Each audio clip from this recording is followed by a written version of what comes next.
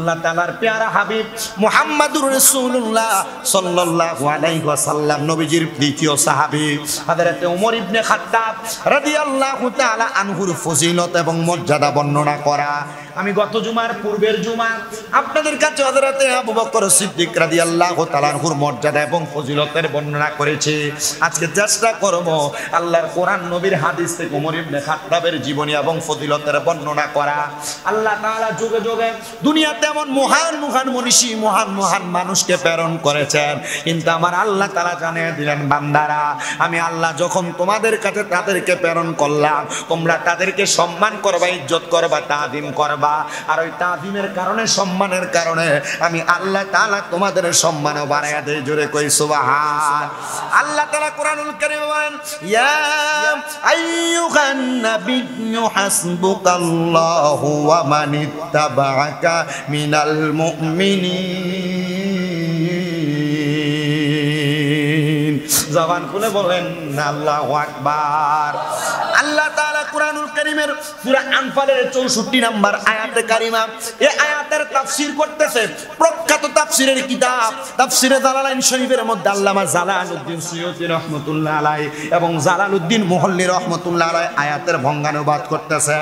বলতেছে ওমর রাদিয়াল্লাহু তাআলা আনহুর ইসলাম গ্রহণের পর নাযিলকৃত আয়াত যে গায়েবের খবরদাতা আল্লাহ ও মুমিনগণ যারা আপনার অনুসরণ করে তারাই আপনার জন্য যথেষ্ট।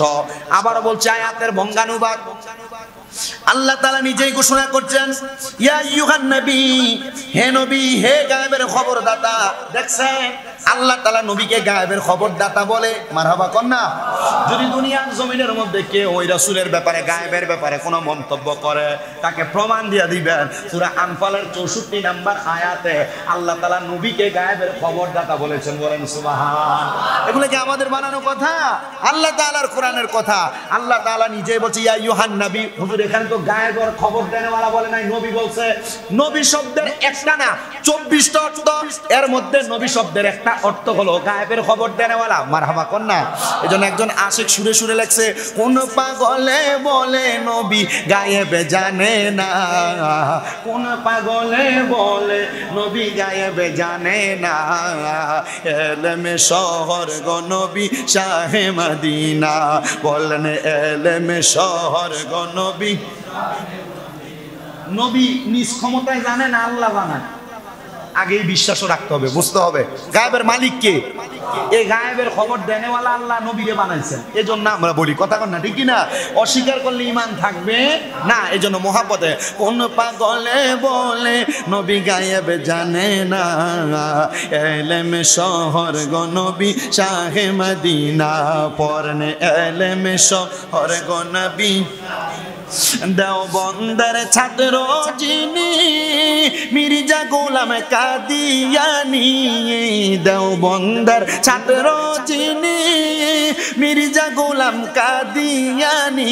হায়রে এলেম শিকা শয়তানে হইল, এলেম শিকা শয়তানে হইল, নবী পাইল না, এলেম শহর গো নবী শাহে মদিনা।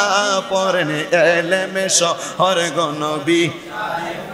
তাহলে আল্লাহ তাআলা বলেন, ইয়া আইয়ুহান নবী। আল্লাহ তাআলা বলতেছেন, হে গায়েবের খবরদাতা, হাসবুকাল্লাহ, আল্লাহ তাআলা ওয়া মানিত্তাবা'আকা মিনাল মুমিনিন। আল্লাহ তাআলা বলতেছেন, আল্লাহ এবং মুমিনগণ যারা আপনার অনুসরণ করে। আল্লাহ ও মুমিনগণ যারা আপনার অনুসরণ করে, এখানে বুঝাচ্ছেন আল্লাহও অনুসরণ করে, মুমিনগণও অনুসরণ করে। আল্লাহ তাআলা মানেন না, অনুসরণ দিয়ে বোঝাইতেছেন আমি আপনাকে পথ প্রদর্শন করাই, আমি জানাই, আর মুমিনগণ আপনার থেকে জানে। আমি আল্লাহ বললাম যারা আপনাকে অনুসরণ করে তারাই আপনার জন্য যথেষ্ট। আল্লাহ তার মানে আপনি রাসূলের পাককে অনুসরণ করেন দুনিয়ার সকল কিছুকে মেনটেন করার জন্য, দুনিয়ার সকল কিছু পরিচালনা করার জন্য। তো এই আয়াত কেন ওমর রাদিয়াল্লাহু তাআলা আনহুর জীবনী এবং ফজিলতের মধ্যে আসলো? এটা দিয়ে বোঝাচ্ছেন আখিরি জামানার নবী যখন দুনিয়াতে আগমন করেছে, নবীজির সফর সঙ্গী হিসেবে নবীজির 4 জন ব্যক্তি ছিলেন অত্যন্ত প্রিয়ভাজন। এর মধ্যে একজনের নাম হলো হযরতে আবু বকর সিদ্দিক রাদিয়াল্লাহু তাআলা আনহু, দ্বিতীয় জন হলো হযরত ওমর ইবনে খাত্তাব রাদিয়াল্লাহু তাআলা আনহু, তৃতীয় জন হলো হযরত ওসমান জিন নূরাইন রাদিয়াল্লাহু তাআলা আনহু, আর চতুর্থ জন হলো হযরতে আলী ইবনে আবি তালিব রাদিয়াল্লাহু তাআলা আনহু। পরবর্তী জুমাগুলোর মধ্যে ধাপে ধাপে তাদের বয়ান আসবে, যে আজকে হযরত ওমর ইবনে খাত্তাব রাদিয়াল্লাহু তাআলা আনহুর আলোচনা আসছে। আমি আপনাদেরকে বুখারী শরীফের প্রথম খণ্ডের 520 নম্বর পৃষ্ঠার 3548 নম্বর হাদিসের আলোকে একটা ঘটনা শুনে আপনারা বুঝতে পারবেন। আল্লাহর হাবিব সাল্লাল্লাহু আলাইহি সাল্লামের প্রখ্যাত হাদিস বিচারক হযরতে আবু হুরায়রা রাদিয়াল্লাহু তাআলা আনহু থেকে বর্ণিত, তিনি বলেন, এক সময় আমরা রাসূল সাল্লাল্লাহু আলাইহি সাল্লামের নিকট ছিলাম, মানে আমার নবীজির সামনে হযরতে আবু হুরায়রা রাদিয়াল্লাহু তাআলা আনহু উপস্থিত ছিলেন। তিনি বলেন, আমার নবীজি তখন ইরশাদ করলেন, নবী আমার ঘুমায়া ছিলেন, ঘুমায়া। রহমতের নবী বলেন, তখন আমি ঘুমন্ত অবস্থায় আমি দেখলাম, আমি আমাকে জান্নাতের মধ্যে দেখলাম। নবীজি ঘুমন্ত অবস্থায় নবীরে কোথায় দেখছেন? আপনারা আসতে বলতেছেন কেন জানি। বলেন, নবীজি ঘুমন্ত অবস্থায় নবীরে কোথায় দেখলেন? নবীজি এভাবে বসা, নবীজির সামনে সাহাবায়ে কেরাম বসা। এদের মধ্যে একজন ছিলেন হযরত আবু হুরায়রা রাদিয়াল্লাহু তাআলা আনহু। হাদিস শরীফ বুখারী শরীফ প্রথম খণ্ড 520 নম্বর পৃষ্ঠা 3548 নম্বর হাদিস। আল্লাহর হাবিব বলতেছেন, আমি আমাকে জান্নাতের মধ্যে দেখলাম। আমি জান্নাতের মধ্যে দেখা আমি হঠাৎ করে জান্নাতে উপস্থিত হয়ে আমি দেখলাম একজন মহিলা জান্নাতের একটা প্রাসাদ, জান্নাতের একটা ঘরের সামনে ওযু করতেছে। মারহাবা কন্যা। নবী আমার বলতেছেন, জান্নাতের একটা প্রাসাদের সামনে একজন জান্নাতের মহিলা ওযু করতেছে। তখন আমি প্রশ্ন করলাম, হে মহিলা, লিমান হাযাল কাসরু, এ প্রাসাদটা কার, এ বাড়িটা কার? তখন মহিলা উত্তর দেয়, ইয়া রাসূলুল্লাহ ক্বালু লি উমারা ফাযাকারতু গায়রাতাহু ফাওয়াল্লাইতু মুদিবিরান। আল্লাহর হাবিব সাল্লাল্লাহু আলাইহি সাল্লাম মহিলার কথা শুনে বড় অবাক হইলেন। মহিলা যখন বললেন, এই ঘরটা হলো হযরত ওমরের। নবী আমার বলে, ওই সময় আমি নবী হযরত ওমর রাদিয়াল্লাহু তাআলা আনহুর আত্মসম্মানের কথা স্মরণ করে ওই ঘরে প্রবেশ করলাম না, ফিরে আসলাম। মারহাবা কোন। নবীজি বলতেছেন, আমি ঘরে প্রবেশ করলাম না, ফিরে আসলাম। এই কথা হযরত ওমর রাদিয়াল্লাহু তাআলা আনহু শুইনা কান্না করে দিছে। আর বললেন, হে আল্লাহর রাসূল, আপনার উপর কি আমি মর্যাদা বোধ দেখাবো? হযরত ওমর রাদিয়াল্লাহু তাআলা আনহু বলে, ইয়া রাসূলুল্লাহ, আপনি নিজের জবান মুবারকে বলছেন আপনি জান্নাতে গেছেন, আর জান্নাতের মহিলাটা আমার ঘরের সামনে দাঁড়ায় দাঁড়ায় ওযু করতেছে। ওই মহিলাই বলছে, নবী গো, এই ঘরটা নাকি আমার ঘর। নবীজি আপনার কথা দিয়া প্রমাণ হয়, আমি ওমর রাদিয়াল্লাহু তাআলা আনহু এখনো দুনিয়ায়, আমার নামে আল্লাহ তাআলা ঘর বানাইছে জান্নাতে। তার মানে আমি ওমর যদি দুনিয়া থেকে বিদায় হইয়া যাই, আমার আল্লাহ পাক রব্বুল আলামিন আমি ওমরে আমার ঘরের মধ্যে জায়গা করে দিবে। দৌলতপুর এলাকার বাবাজিরা, ও পর্দার অন্তরালের আমার মা, চিন্তা করে দেখছনি হযরত ওমর রাদিয়াল্লাহু তাআলা আনহু আমার নবীরে কত ভালোবাসছে, কত মুহাব্বত করছে রে। আমার আল্লাহ তাআলা হযরত ওমর দুনিয়াতে থাকতে হযরত ওমরের জন্য জান্নাতে ঘর বানাইয়া দিছে। আচ্ছা, কেমন মানুষ ছিলেন চিন্তা করেন তো। কেমন মর্যাদাওয়ালা মানুষ ছিলেন যে দুনিয়াতে থাকতে জান্নাতে যে ঘর আছে এই খবরও জানে। আল্লাহর নবীর আরেকটা হাদিস শরীফ মুসলিম শরীফ দ্বিতীয় খণ্ড 275 নম্বর পৃষ্ঠা 2395 নম্বর হাদিস। আল্লাহর নবী বলতেছেন, হযরতে আবু জুহাইফা রাদিয়াল্লাহু তাআলা আনহু থেকে বর্ণিত, তিনি বলেন, রাসূল সাল্লাল্লাহু আলাইহি সাল্লাম ইরশাদ করেন, নবী আমার বলতেছে, আবু বকর ও উমর পূর্ববর্তী উম্মত এবং পরবর্তী সকল বয়স্ক যারা থাকবে উম্মতের মধ্যে, আমার আবু বকর এবং উমর ওই বয়স্ক ব্যক্তিদের জান্নাতের সরদার হইব। ওরে আদম থেকে ঈসা নবী সবাই বলবে নফসি নফসি, আদম থেকে ঈসা নবী সবাই করবে নফসি নফসি। নবী বলবে উম্মত কই আমার, পাপী উম্মত কে করিবে পার, পাপী উম্মত কে করিবে পার।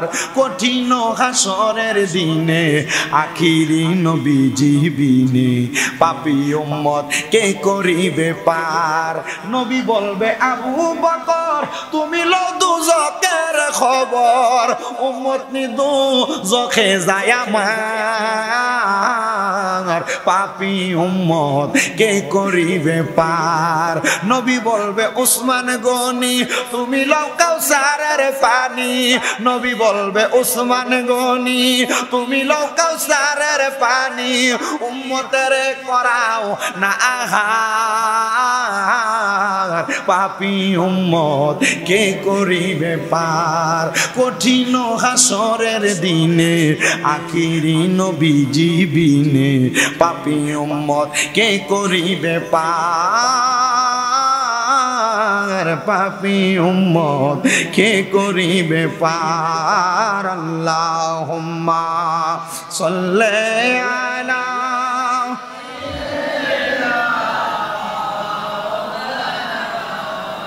মুহাম্মাদ ওয়া আলা আলিহি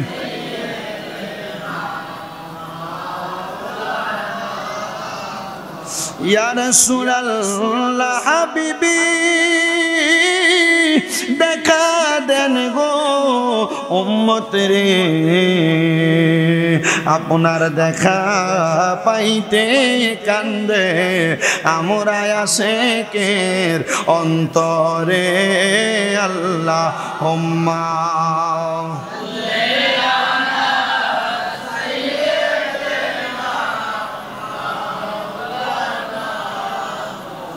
ওয়া আলা আলি সাইয়্যিদিনা।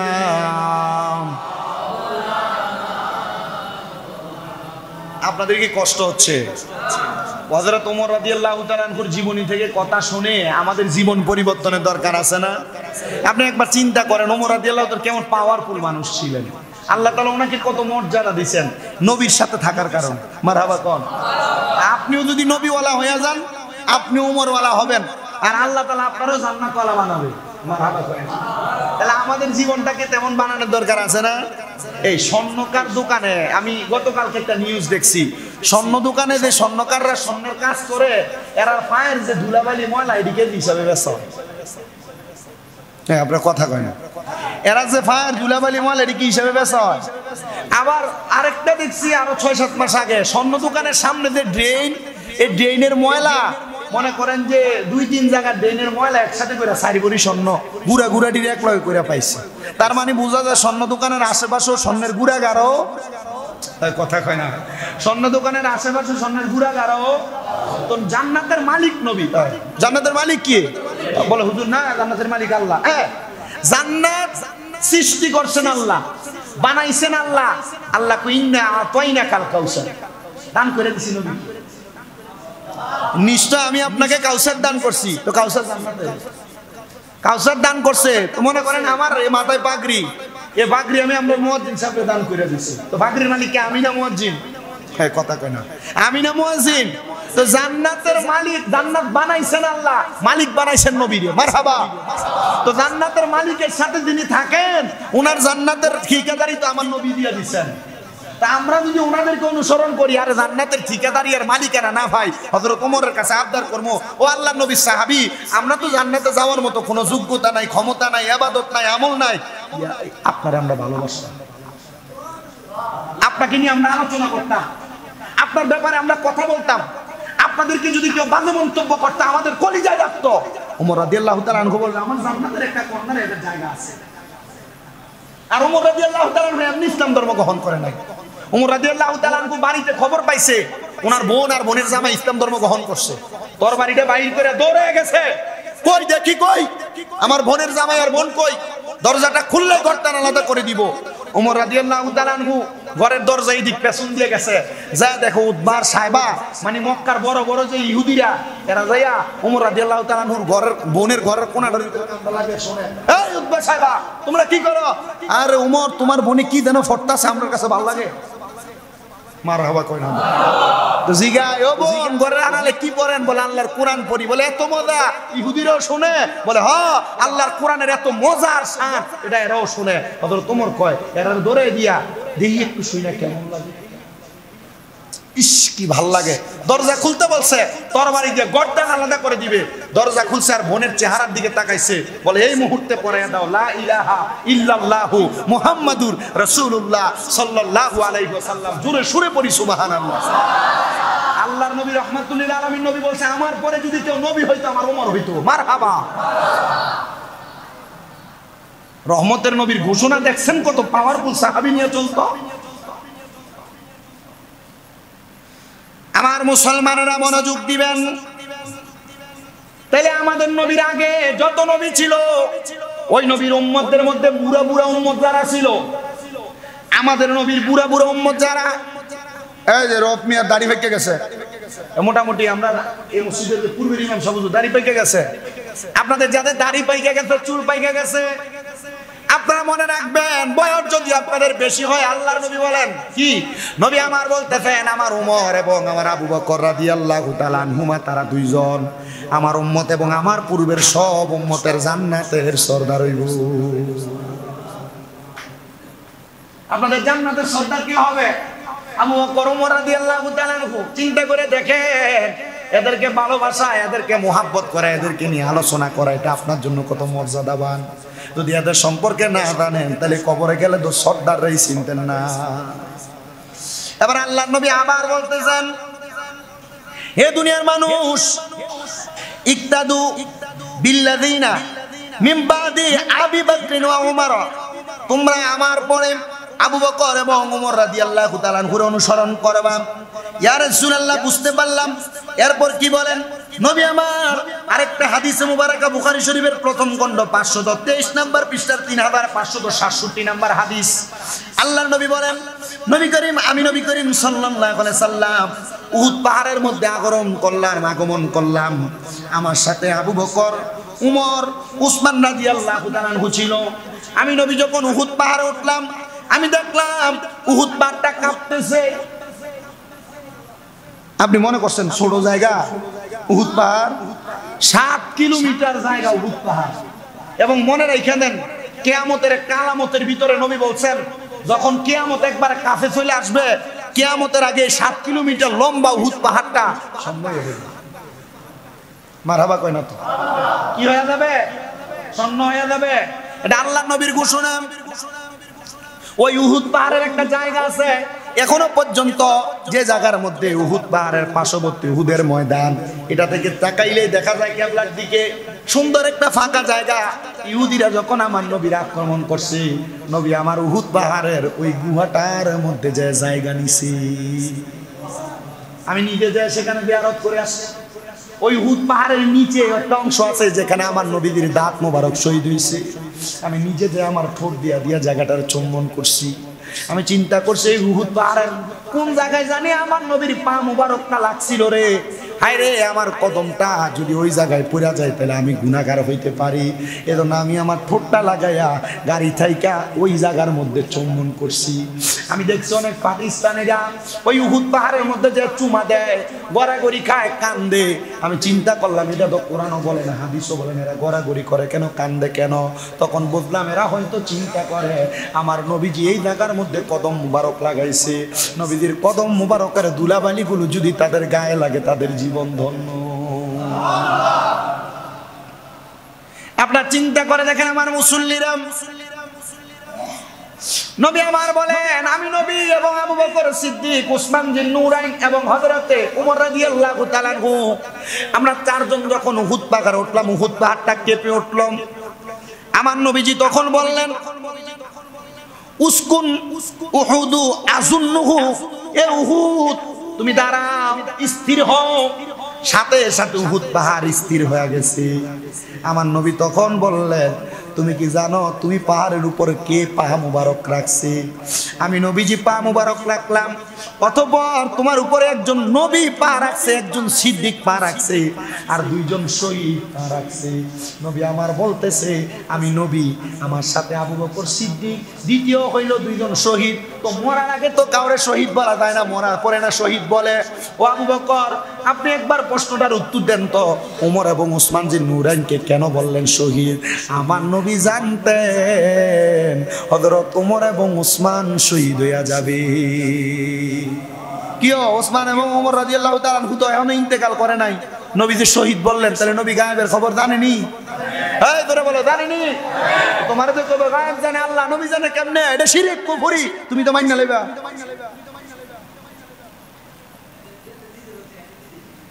এত শিরিক। হ্যাঁ, মাহফুজ মিয়ার কথা ঠিক আছে। আকীদা আল্লাহর নবী গায়েবের খবর জানতেন, জানাইতেন কে? কথা কয় না কে? এটা আমাদের আকীদা। আকীদা মানে বিশ্বাস। আকীদা মানে কি? বিশ্বাস। এটা মানতে হবে, না মানলে আপনি কবরে গেলে নবীজি যদি আমরা চেহারার দিকে না চায়, আপনার উপায় আছে কবরে? তো নবীজির ব্যাপারে খুব সতর্কতা। আল্লাহ বোঝার তৌফিক দান করুন। আমরা নিজেরা যখন কোরআন হাদিস পড়ি, আমরা নিজেরাও তো ভুল হয়। আল্লাহ রাসূলের ব্যাপারে কথা বলতে গিয়ে আমাদের ভুল হয়। আমরা কিছু ধরেন একবারে হাদিস আগে নবী এটা বলছে, পরে বলছে না এটা কইরো না, তা আগে যেটা বলছে এটা পয়রা তখন ওয়াজ করে লাই, হঠাৎ করে আটকা মানুষে ধরে গেল, হুজুর এটা তো ঠিক না, নবী যে এটা আগে বলছে পরে তো আমার নবী ঠিক করছে, তখন কই ভাই ঠিক আছে, এটা ভুল হয়েছে, পরবর্তীটাই ঠিক। নবীজির আরেকটা হাদিস লক্ষ্য করেন, যখন ওমর রাদিয়াল্লাহু তাআলা ইসলাম ধর্ম গ্রহণ করলেন, জিবরাইল আলাইহিস সালাতু ওয়াস সালাম দুনিয়াতে অবতরণ করলেন আর বললেন, হে মুহাম্মদ সাল্লাল্লাহু আলাইহি সাল্লাম, ওমর রাদিয়াল্লাহু তাআলা ইসলাম গ্রহণে আসমানের আদিবাসীগণ আনন্দিত হয়ে গেছে। আমরা যদি ইসলাম ধর্ম গ্রহণ করি, দুনিয়াতে কেউ ইসলাম গ্রহণ করে, ফেরেশতা নাযিল হবে দূরের কথা, কেউ একবার বলবেও না। আর ওমর রাদিয়াল্লাহু তাআলা ইসলাম ধর্ম গ্রহণ করার পর জিবরাইল এসে বলছে, ইয়া রাসূলুল্লাহ, হযরত ওমরের ইসলাম ধর্ম গ্রহণে আমার আল্লাহর আসমানের ফেরেশতারা খুশি হয়ে গেছে। আমার নবীজি পরবর্তী হাদিস তিনি বলেন, আমি আলী রাদিয়াল্লাহু তাআলা আনহুকে বলতে শুনেছি, রাসূল সাল্লাল্লাহু আলাইহি সাল্লামের পরে সর্বশ্রেষ্ঠ মানুষ হলেন আবু বকর, আর আবু বকরের পরে সর্বশ্রেষ্ঠ মানুষ হলেন হযরত ওমর ইবনে খাত্তাব। আমার নবী বলেন, আল্লাহর কাছে আমি নবী দোয়া করলাম, আল্লাহুম্মা আইজিল ইসলাম বি ওমর ইবনে খাত্তাবিন খাসা। আল্লাহর নবী বলেন, আমি বিশেষভাবে দোয়া করলাম, আল্লাহ আপনি আমার ওমর ইবনে খাত্তাবকে ইসলাম, ওমর ইবনে খাত্তাব রাদিয়াল্লাহু তাআলা আনহুর দ্বারা ইসলামকে শক্তিশালী করেন। হযরত ওমর এমন পাওয়ারফুল সাহাবী ছিল রে, শয়তান যদি হযরত ওমর রাদিয়াল্লাহু তাআলা আনহু কোন রাস্তা দিয়ে হাইটা যাইতো, দেখতো শয়তান এই রাস্তা থেকে 70 গজ দূরে যা ফালাইয়া যাইতো। কয় গজ দূরে যা ফালাইতো? শয়তানও পর্যন্ত ওমর রাদিয়াল্লাহু তাআলা আনহুরে ভয় পাইতো, মানে কিছু হইতো ডাইরেক্ট তরবারি বাইর করত। আল্লাহ নবী দোয়া করছে, আল্লাহ হযরত ওমরকে ইসলামের জন্য শক্তিশালী করেন। এমন পাওয়ারফুল সাহাবী, যে রাস্তা দিয়ে হাইটা যাইতেন শয়তান কয় গজ দূরে? 70 গজ দূর থেকে শয়তান, হ্যাঁ হযরত ওমর আসে, সাবধান, যাওয়া যাবে না। হযরত ওমর রাদিয়াল্লাহু তাআলা আনহু তাহলে পাওয়ার আছে না নাই? মর্যাদা আছে না নাই? পরবর্তী জায়গায় আবার দেখেন ওমর রাদিয়াল্লাহু তাআলা আনহুর পাওয়ার এবং মর্যাদা। পূর্ববর্তী উম্মতের মাঝে যদি কেউ মুহাদ্দিস মানে তীক্ষ্ণ বুদ্ধি সম্পন্ন সূক্ষ্মদর্শী মানুষ হতেন, তাহলে আমার উম্মতের মধ্যে কেউ যদি মুহাদ্দিস হন, তাহলে উনি আর কেউ না, তিনি হলো আমার ওমর ইবনে খাত্তাব। এত মর্যাদা, এত সম্মান, এত ইজ্জত, এত দাম। আল্লাহ কবুল করেন, আমিন পড়েন। বারান্দার তারা শোনে না, বাইরের মাইক চললে আর বাইরের মাইক চললে লাভ আছে? মসজিদে যারা আছে তারা শুনে। আপনারা একটু কইেন, দয়া করে একটু ভিতরের স্পিকার গুলা চলার একটা ব্যবস্থা করি। আল্লাহ আপনারা কবুল করো, আমিন কন, আর মহাব্বতে আমিন কন। কারণ এনে ফ্যান যদি একটা দুইটা চলে, পরে পিছনের তারা করবো মা, সামনের তারা ফ্যানের বাতাস খা, আমরা কি করছি দেখেন, একটু হয়নি মিলিয়ে দিলে পয়সাওয়ালা আছে চৌধুরী ভাই। দৌলতপুর এলাকার মানুষের কাছে যদি কয় যে মসজিদের ভিতরে সব ডিফেন্স চলানোর লেগে একটা ব্যবস্থা হইব, কি কয় স্পিকারটি চলার একটা ব্যবস্থা হইব, টাকার কি অভাব আছে? হইব ইনশাল্লাহ। এরপরে না পারলে যেটা শর্ট ফরে কইয়েন। আল্লাহ আমরা কবুল করো, আমিন কন। আল্লাহর হাবিবের আরেকটা হাদিসে মুবারাকা লক্ষ্য করেন, নবী আমার বলেন, আমার জন্য সর্বপ্রথম জমিনকে বিদীর্ণ করা হবে। এই জমিন বলতে মদিনার জমিন। আমার জন্য সর্বপ্রথম মদিনার জমিনকে বিদীর্ণ করা হবে, ফাঁক করা হবে। নবী আমার বলেন, অতঃপর আবু বকর, অতঃপর ওমর। এই মদিনাতে যারা গেছেন, আমি নিজেও দেখছি, মদিনা শরীফে একবারে সাইড থেকে হাইটা হাইটা যাওয়া লাগে। সর্বপ্রথম আমার নবীজির রওজা মুবারক, এরপরে একটা জায়গার মধ্যে লেখা হযরত আবু বকর, এরপরে লেখা হযরত ওমর ইবনে খাত্তাব রাদিয়াল্লাহু তাআলা আনহু। এই দুইটা যে লেখা এমনি লেখা না, নবীজি নিজেই দুনিয়া থেকে ইন্তেকাল করে রওজা মুবারকে যাওয়ার আগে নবী আমার বলছে, আমার জন্য জমিনকে সর্বপ্রথম ফাঁক করা হবে, এরপর আবু বকর, এরপর আমার ওমরকে আমার পাশে দেওয়া হবে। নবী আমার বলেন, অতঃপর আমি বাকি নামক কবরস্থানের বাসিন্দাদের নিকট আসবো। দেখেন আপনারা তাকায়া, আমার নবী রাহমাতুল লিল আলামিন নবীর রওজার পাশেই জান্নাতুল বাকি, এটা আগে এখানে ছিল না।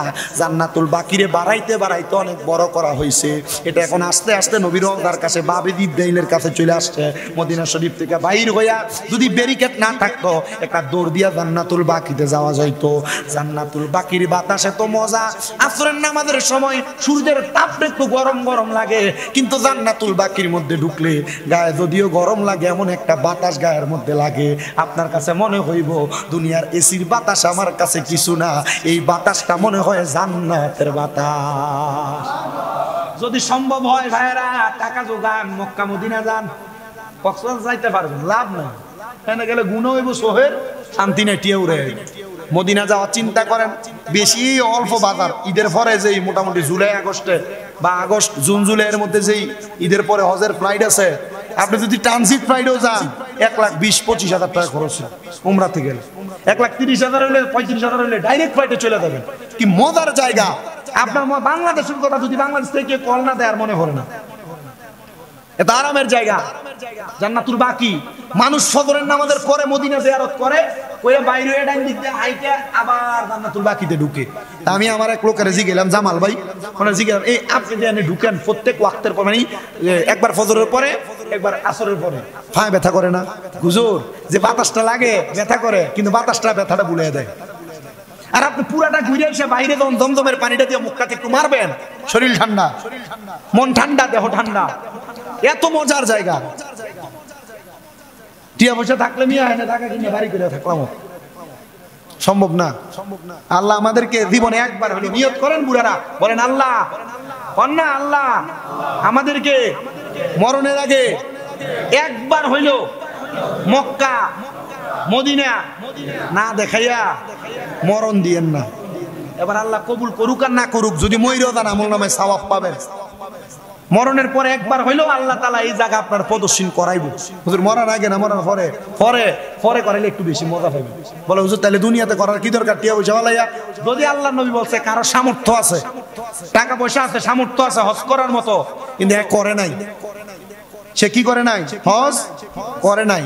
আল্লাহর হাবিব কয়, সে কি ইহুদি হয়ে মরল না খ্রিস্টান হয়ে মরল, আমি নবীর এটাতে কিছু আসে যায় না। পয়সা ব্যাংকে রেখে দিবেন, সেই সুযোগ নাই। একবার হইলো হজটা করেন। অনেকে চিন্তা করে আমার জিফুতের ভবিষ্যৎ এনে বাহি। আরে মিয়া, আপনি 7-8 লাখ টাকা খরচ করে মক্কা মদিনা যাবেন বড় হজ করবার লাগা, জিফুত কি 7-8 লাখ টাকা দিয়ে ব্যবসা করে লেগো বড় হয়ে যাবে?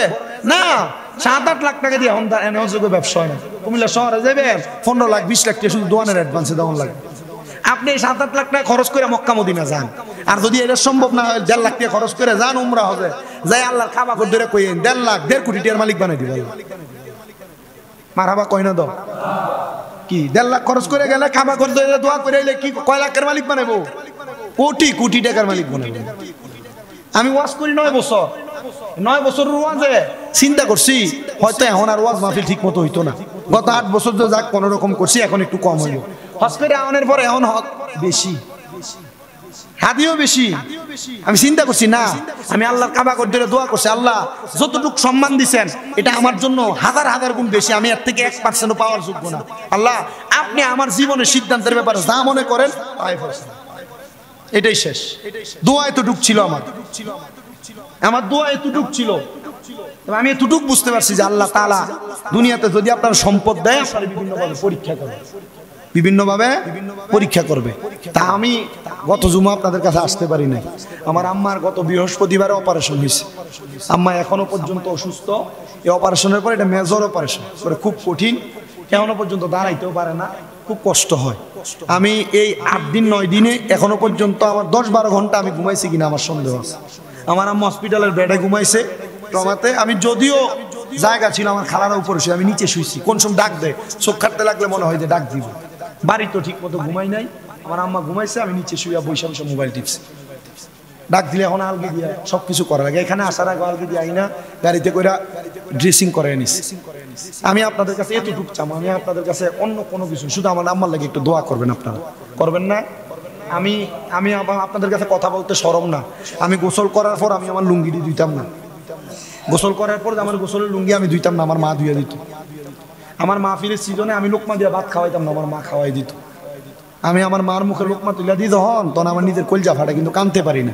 কারণ কানলে আমার মা চিন্তা করবে আমার ফুতের মন ভেঙে গেছে। আমি আমার আব্বারে সাইডে নিয়ে কইছি, আব্বা আমার তো আর সহ্য হইতেছে না। এবারই শক্ত মানুষ, সুস্থ সবল মানুষ এমনও সুস্থ হয়ে গেছে। তুই যে এমন এমন করতেছ, তখন তোর বাইক আনবো, তোর আম্মার মনটা ভেঙে যাবে। আমি আপনাদের কাছে এতটুকু আবদার করবো, আপনারা একটু খাস করে আমাদের পরে আমার আম্মার লাগে দোয়া করবেন। করবেন নি দোয়া? যখনই মন চাইবো দোয়া করবেন, মুনাজাত করবেন, দোয়া করবেন। আমি শুধু কইছি, আল্লাহ এখন যদি কেউ কইতো যে 10 লাখ টাকা দিলে আমার আম্মা সোজা হয়ে হাঁটবো, আমি দিয়ে দিতাম, কিন্তু হাঁটবে না। ডাক্তার বলছে হুজুর টাকা খরচ করে লাভ নাই, আপনি আস্তে ধীরে 5-6 মাসের একটা মোটামুটি থেরাপি দিয়া যান, সুন্দর উনি সহজ সরলভাবে হাঁটবে।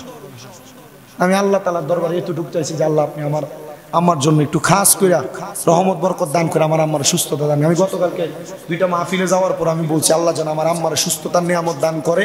আর যতটুক বয়ান আমরা শ্রবণ করছি ওমর রাদিয়াল্লাহু তাআলা আনহুর জীবনী থেকে, আসলে ওনার জীবনী বলতে গেলে অনেক সময়ের প্রয়োজন। ওনারা তো নবীজির প্রখ্যাত সাহাবী ছিলেন, খোলাফায়ে রাশিদিন ছিলেন, এগুলো বইলা শেষ করা যাবে না।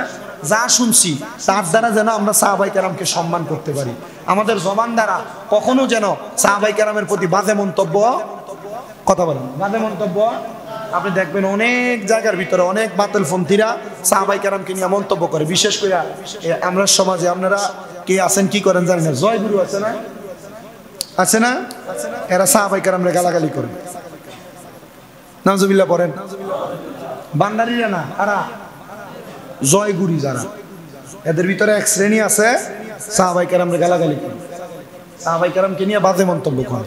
এদের থেকেও সাবধান, এরা লোক হ্যান্ডশিপ মুসাফা করবে না, সালাম দিবেন না। এটি হুজুর মুসলমান না, সালাম দিলে আরে কোন জায়গার ভিতরে যদি কোনো বিধর্মী থাকে এদেরকে সালাম দেওয়া যায়, আসসালামু আলাইকুম ইয়া মানিত্তাবা আলাল হুদা, তোমার উপর শান্তিও বসুক তো আল্লাহ তোমার হেদায়েত দান করুক। কিন্তু যারা সাহাবায়ে কেরামকে নিয়ে মন্তব্য করে এরা সালাম দেওয়া যায় না, নবীকে নিয়ে মন্তব্য করে এদেরকে সালাম দেওয়া জায়েজ নাই। আকবর আলী রেজভী সাহেব ফতোয়া দিয়েছিল লা তুসাল্লি লা তুয়াক্কি লা তুনিকাই, এটির পিছনে নামাজও পড়ন যেত না, এটির কাছে মাইয়া বিয়ে রন যেত না, এটির লগে এক প্লেটে বইয়া ভাত খাওয়ান যেত না। সাবধান, আল্লাহ আমাদেরকে বোঝার তৌফিক দান করুন। যারা সুন্নত পড়েন নাই 4 রাকাত সুন্নত পড়েন। আসসালামু আলাইকুম ওয়া রাহমাতুল্লাহ।